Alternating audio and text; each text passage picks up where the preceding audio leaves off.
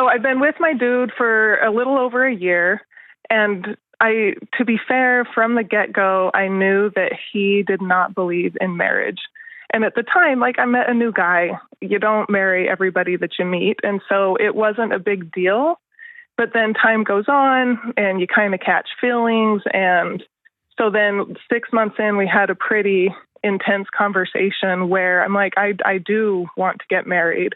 And his thoughts and feelings haven't changed on it. But at that point, like, you don't marry somebody you've only known for 6 months. So we decided, let's just keep dating. We're both where we would be in this relationship, even with our differing beliefs.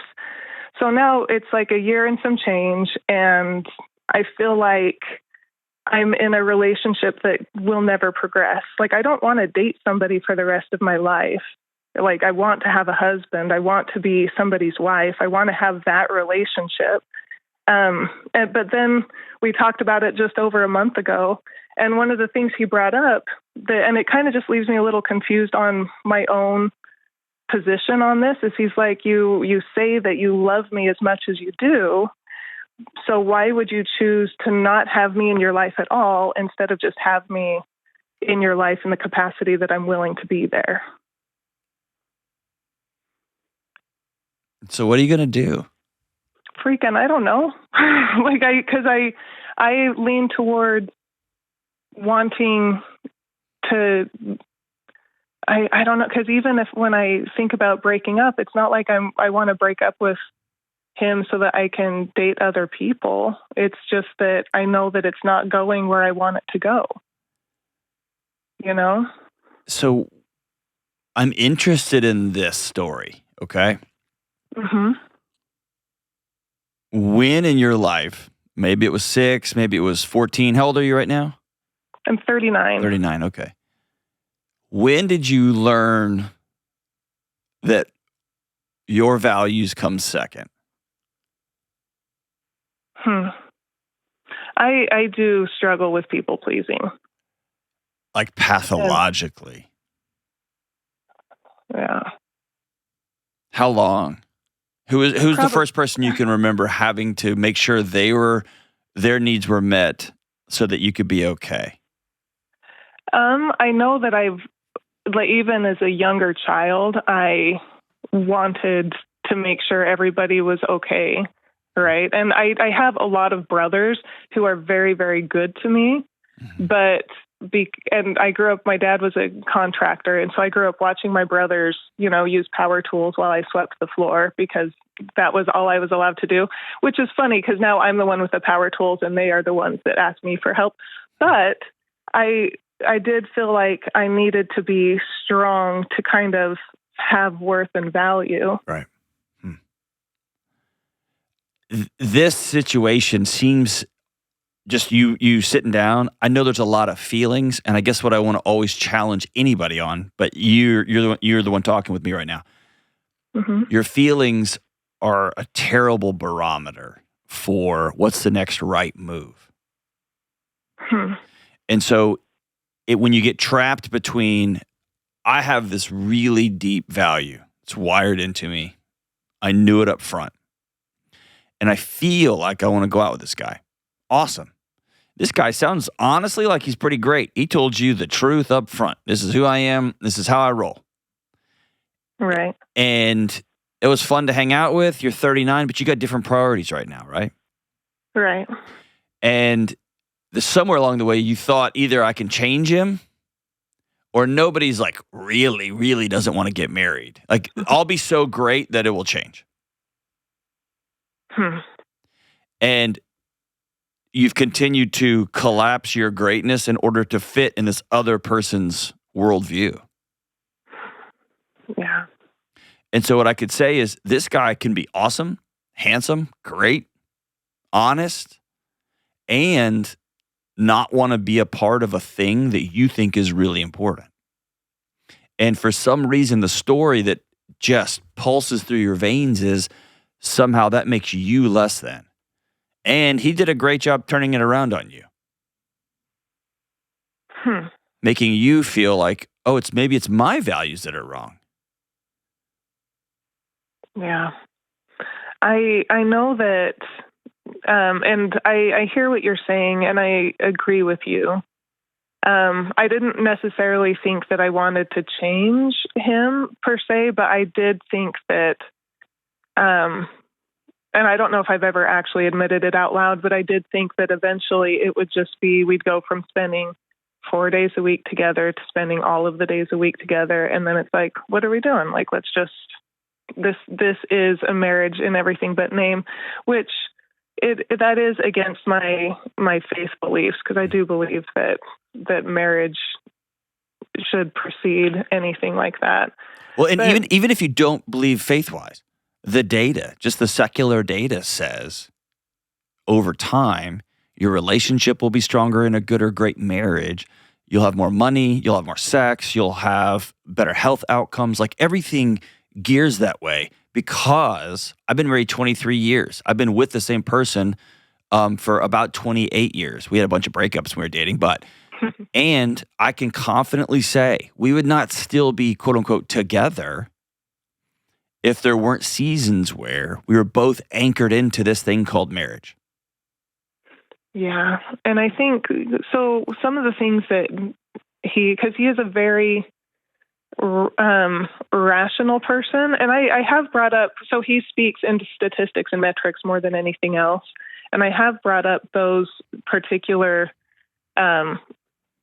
statistical data, but he usually is like, that 50% of marriages end in divorce, and 75% of those divorces are initiated by women, right? And marriage makes sense if you're going to start a family. Like, that's where the marriage relationship should be, but we're old. Like, we're not going to be having kids. I have kids from a previous marriage, and so it's like, we're not going to start our own family, so marriage just doesn't make sense. And for me, I look at it, and it's like, people who only want to date want to have a relationship where they have one foot out the door, or at least an escape plan, right? Like, it makes me feel a certain type of way when it's like, why am I not worth the risk of finding our lives together? And I think your questions are right. And I would not classify him as rational. I would classify him as an intellectual. Yeah. An intellectual can read and come up with any data that fits their predetermined outcome. Yeah. On either side, right? On either side of this thing. And he has a point. When you take all marriages into equation, by the way, that includes second marriages and third marriages, a little less than half roll out. That's right. He's right. Yeah. People are going to try to do the best they can with the information they have, and they get to choose. I'm going to be one of the 50%. I'm going to try to increase that statistics. I'm going to go all in. Will you go all in? Yeah. Or I have blessings that are far and away beyond I'm going to try to use those blessings to support and love my community, because I get to do that. I can be one of the 1% that's a scumbag and a jerk, whatever, or I can be one of the 1% that is so insanely philanthropic and like, here's what I'm trying to say. You get to choose. And he's choosing, I'm out. And really, it comes down to, you get to choose. Yeah. So one of the things that he says is, he's like, he wants to date for at least 5 years, just to, make sure. And for me, like, that to me is just untenable, because he's like, your youngest kid will be an adult by then. You're going to have a lot of things that change. Like, let's just date for these 5 years, and then we can decide then. And here's the thing. Here's the thing, Sarah. This is not a data conversation. Mm-hmm. This is a conversation that you know. And you're right.